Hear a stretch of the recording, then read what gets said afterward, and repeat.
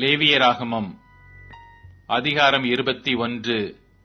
பின்பு கர்த்தர் மோசேயை நோக்கி, ஆரோனின் குமாரராகிய ஆசாரியர்களில் ஒருவனும் தன் ஜனத்தாரில் இறந்து போன யாதொருவருக்காக தங்களை தீட்டுப்படுத்தலாகாது என்று அவர்களோடே சொல்.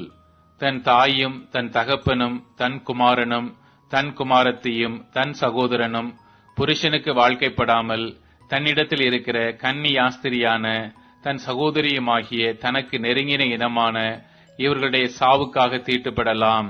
தன் ஜனத்தாரில் பெரியவனாகி அவன் வேறொருவருக்காகவும் தன்னை பரிசுத்த குலைச்சலாக்கி தீட்டுப்படுத்தலாகாது. அவர்கள் தங்கள் தலையை மொட்டை அடிக்காமலும் தங்கள் தாடியின் ஓரங்களை சிரைத்து போடாமலும் தங்கள் தேகத்தை கீறிக் கொள்ளாமலும் இருப்பார்களாக. தங்கள் தேவனுடைய நாமத்தை பரிசுத்த குலைச்சலாக்காமல் அவருக்கேற்ற பரிசுத்தராயிருப்பார்களாக.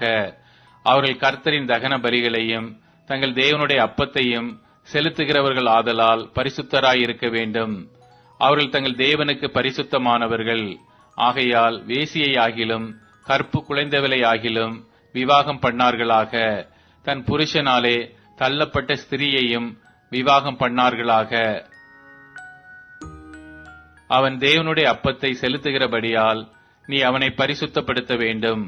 உங்களை பரிசுத்தமாக்குகிற கர்த்தராகிய நான் பரிசுத்தராய் இருக்கிறபடியால் அவனும் உனக்கு முன்பாக பரிசுத்தனாய் இருப்பானாக.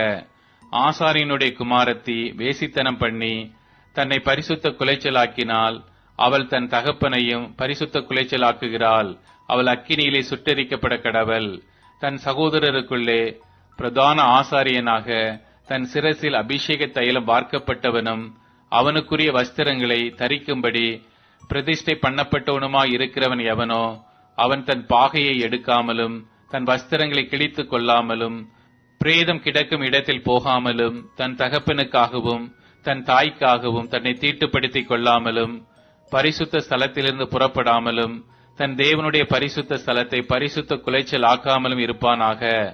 அவனுடைய தேவனின் அபிஷேக தைலம் என்னும் கிரீடம் அவன் மேல் இருக்கிறதே, நான் கர்த்தர்.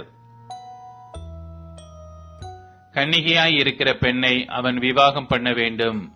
விதவையானாலும் தள்ளப்பட்டவளை ஆனாலும் கற்பு குலைந்தவளை ஆனாலும் வேசியை ஆனாலும் விவாகம் பண்ணாமல் தன் ஜனங்களுக்குள்ளே ஒரு கன்னிகையை விவாகம் பண்ண கடவன். அவன் தன் வித்தை தன் ஜனங்களுக்குள்ளே பரிசுத்த